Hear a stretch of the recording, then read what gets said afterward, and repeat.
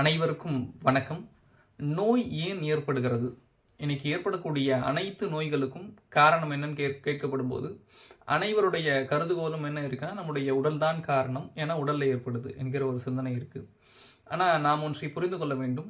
நம்முடைய உடலில் ஏற்படக்கூடிய நோய்களுக்கும் மனதுக்கும் நெருங்கிய தொடர்பு இருக்கிறது. உதாரணமா அக்குபங்சர் தத்துவத்தின் அடிப்படையில் அதிகமாக கோபப்படும் போது கல்லீரலும் பித்தப்பையும் பாதிக்கப்படுகிறது. அதிகமாக மகிழ்ச்சி அடையும் போது இதயமும் சிறுகுடலும் பாதிப்படைகிறது. அதிகமாக கவலைப்படும் போது மண்ணீரலும் இரைப்பையும் பாதிப்படைகிறது. அதிகமாக சோகத்தில் இருக்கும்போது நுரையீரலும் பெருங்குடலும் பாதிப்படைகிறது. அதிகமாக பயப்படும் போது சிறுநீரகமும் சிறுநீர்ப்பையும் பாதிப்படைகிறது. அப்போ எந்த உணர்ச்சியில் இருந்தாலும் ஏதோ ஒரு உறுப்பு பாதிப்படையுது. எப்படி நோய் இல்லாமல் நிலையாக இருப்பது என்ற கேள்வி எல்லோருக்கும் எழும். நம்ம இந்த அத்தனை உணர்ச்சிகளையும் நம்முடைய கட்டுப்பாட்டுக்குள் வைத்திருக்கும் போது அனைத்து நோய்களிலிருந்தும் விடுபட முடியும்.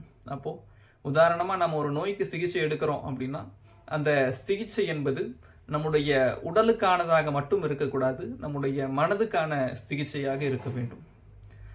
ஒரு சிலர் யோகா செய்வதன் மூலமாக தங்களுடைய நோய்களை குணப்படுத்தி கொண்டதாக நாம கேள்விப்பட்டிருப்போம்.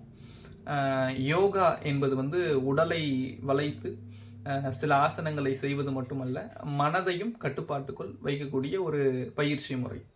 அப்போ அவங்க யோகா செஞ்சு தன்னுடைய நோயை குணப்படுத்திக் கொள்கிறார்கள் என்றால் உடல் மனம் ஆன்மா மூன்றையும் சமநிலையில் வைத்திருக்கிறார்கள் என்று அர்த்தம். இப்படி யோகா என்பது ஒரு எடுத்துக்காட்டு. இப்படி ஒரு பாரம்பரிய சிகிச்சை முறைகள்ல எதை நாம் தேர்வு செய்தாலும் அந்த சிகிச்சை பெரும்பான்மையாக உடலுக்கான சிகிச்சையாக மட்டும் இருக்காது, மனதுக்கான சிகிச்சையாகவும் சேர்ந்திருக்கும். ஆக நோயால் அல்லல்படுகிறோம் என்றால் நாம் எடுக்கக்கூடிய சிகிச்சை உடலுக்கானதாக மட்டும் இருக்கக்கூடாது, மனதுக்கானதாகவும் இருக்க வேண்டும். நன்றி.